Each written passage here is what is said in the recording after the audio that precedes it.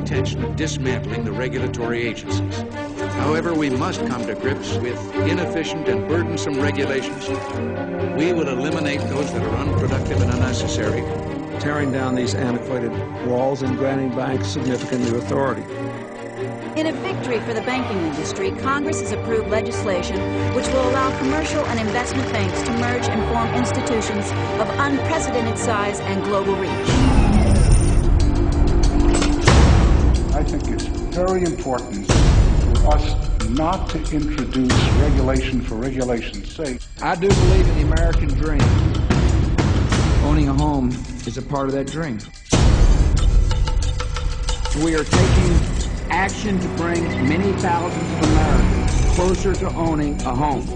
This project not only is good for the soul of the country, it's good for the pocketbook of the country as well. The housing market has reached frantic proportions. It seems that everybody is building, buying, or selling. The Dow and the S&P both breaking records. Profits soared 93% at Goldman Sachs this year. Hotshot traders and bankers can expect to take home $10, $25, and in some cases $50 million.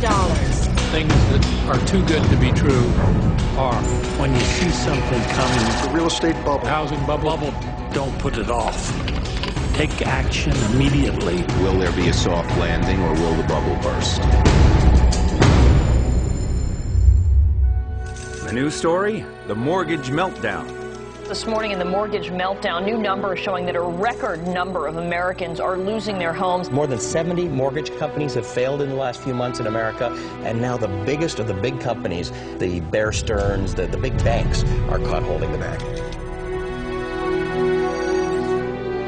The fifth largest investment bank in the country, Bear Stearns, is being sold for just $2 a share to JP Morgan. It's being assisted by the government, which is stepping in to guarantee some $30 billion in Bear's toxic real estate assets. You've got to imagine that Hank Paulson didn't think he signed up for this when President Bush picked him to become Treasury Secretary. Hank Paulson may now have to undo some of the deregulation measures that he and his peers on Wall Street pushed through when he ran Goldman. Treasury Secretary Hank Paulson telling Matt Lauer this morning, quote, "We're all over it. I've got great confidence in our markets. They're resilient, they're flexible." Allie, the truth is that Bear Stearns is only a very small fraction of this story. Our economy could face far worse than a recession. In the wake of Bear's collapse, Lehman Brothers is scrambling to reassure investors about the impact of the mortgage crisis on its own assets. Shares of the firm under a great deal of pressure this morning. Dick Full, a 39-year veteran of Lehman and the longest-running CEO of a major investment bank on Wall Street, has pulled the firm back from the brink during other crises.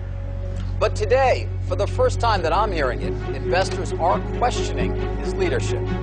One key